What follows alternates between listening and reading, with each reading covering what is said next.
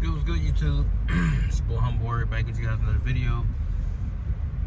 Wanted to briefly speak on the Travis Hunter situation.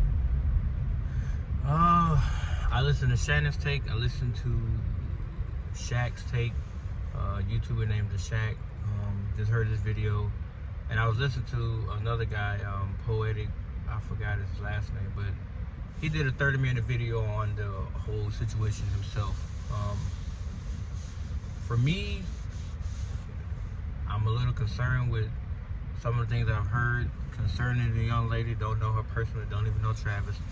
I just watch the Colorado games, and like I stated before to most of my friends, I don't think he's going to be a two-way player in the league, but that's neither here nor there.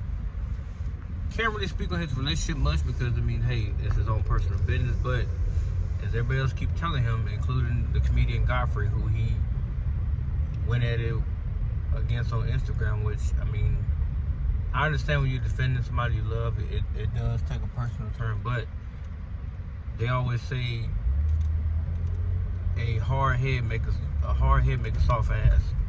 So if people are seeing things that you refuse to acknowledge, they're only looking out for your good, for your benefit. Maybe she's not there with you for the money, but it's obvious that some kind of status you have is keeping her around. Like the person I saw in the video said, if you got hurt and you could not, if you got hurt and it ended your career, would you stick around?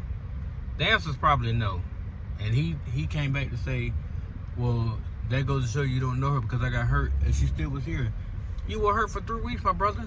You know the timeline like everybody else knew it. They told you 3 weeks. So what is 3 weeks? What is that? You got a lacerated liver last year from a violent hit that you took by Blackburn from Colorado State, and then y'all turned around this year and had them an ass whipping. But you only got hurt once. The NFL's much different. And like Shannon said, you'll have signings to do. You got sponsorships. You got people that's gonna be paying you to represent their brand, and you may have to sit in certain events for hours and hours. I don't think you understand the ramifications of what you're about to get into. I'm not a pro athlete, so I can't speak on that. You see the uniform I wear. So, from those who have been there, done that, man, my advice to you, young fella, is to listen. Like, it sucks that at your age you're gonna get defensive and offended by what people say. But if they already been there, done it, and seen it, then what? I'm not saying you gotta cancel your relationship, nothing like that. But you need to be able to say, hey, look, sweetie, babe, whatever you call her, this is important. This is how I make my money. You know what I'm saying? They're paying me to entertain people, to play this game. Now, the day that stops happening, these checks will stop flowing. Or God forbid I have a life-threatening injury or career-ending injury where I cannot play no more. We have to think about the ramifications here. If I went out on that field and tore my ACL or whatever, that's a whole season that I'm not going to be playing. That's a season.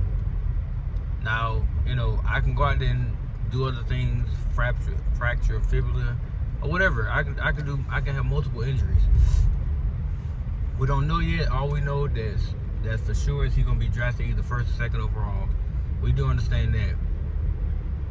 But with that, it comes a lot of attention, a lot of pressure, a lot of expectations from the fan base, from the media.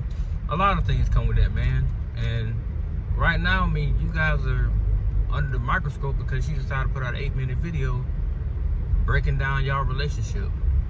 Which, like Shannon said from the jump, to start off by saying you was a cheater was not necessary. We have to know that. It wasn't our business to begin with. And just because you jump in a girl's DM and you're a girlfriend and you have a girlfriend does not make you a damn cheater. It's your pursuit of that person that constitutes an act of cheating.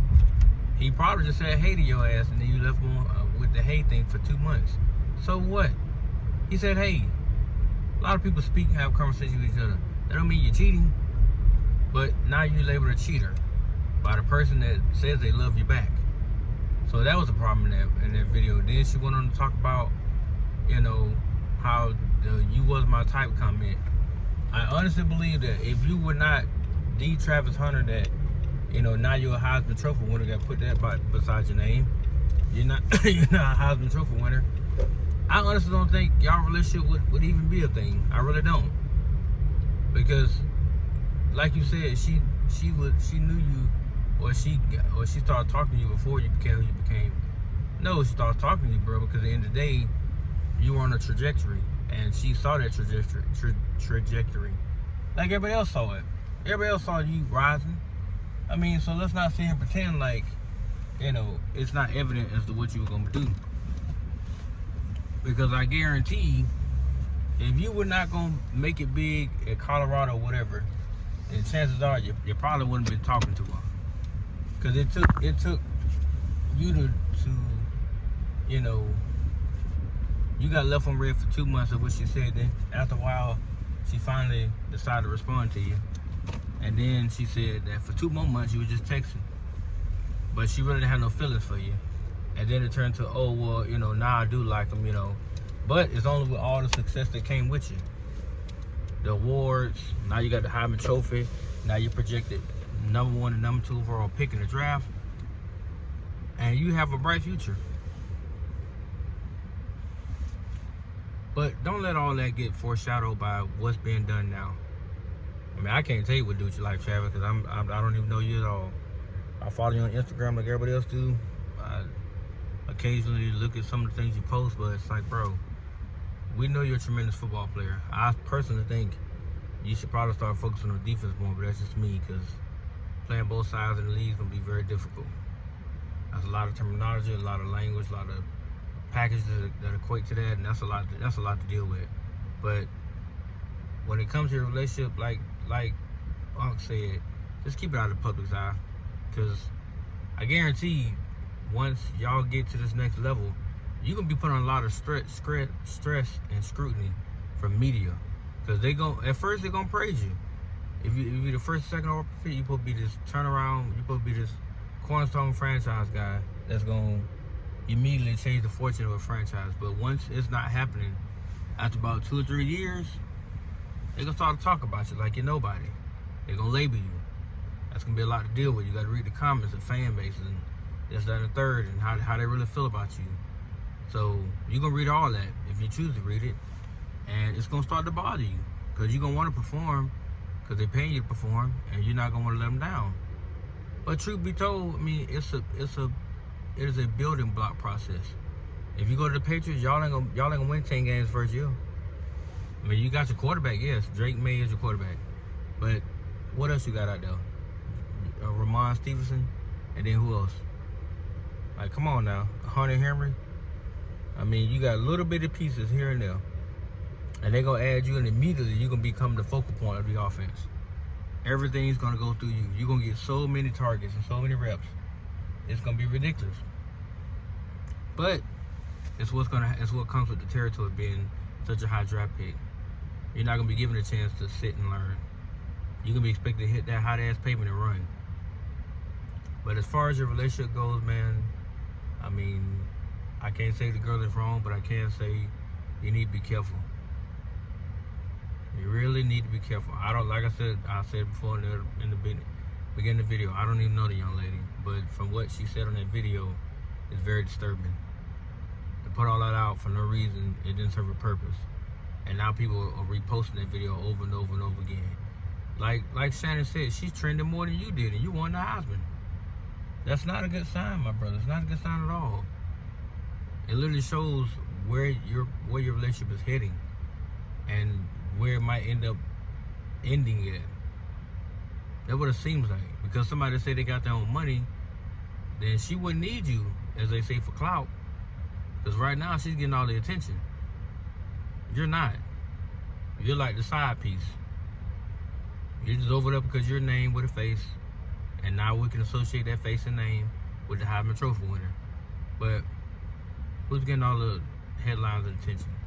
She is, because of her mouth. Got love for you, bro, but everybody wants to see you do well and succeed, and we don't want you to be another statistic out here amongst pro athletes, soon to be pro athletes. So I'm just a little YouTube creator, man. I just decided to speak on what I have I've been hearing about from other channels and stuff like that. And that's my 2 cents on it, man. Because at the end of the day, it's your life, you gotta live it. So, you know, may God be with you, man, and I wish you nothing but the best in your upcoming endeavors. If you like what you guys just heard, like, comment, subscribe, let me know what you think in the comment section. Because, like I said, I can't speak on that man's relationship. I just wanted to give my little 2 cents on what I felt I had to say about it. But let me get out of here, guys. Peace.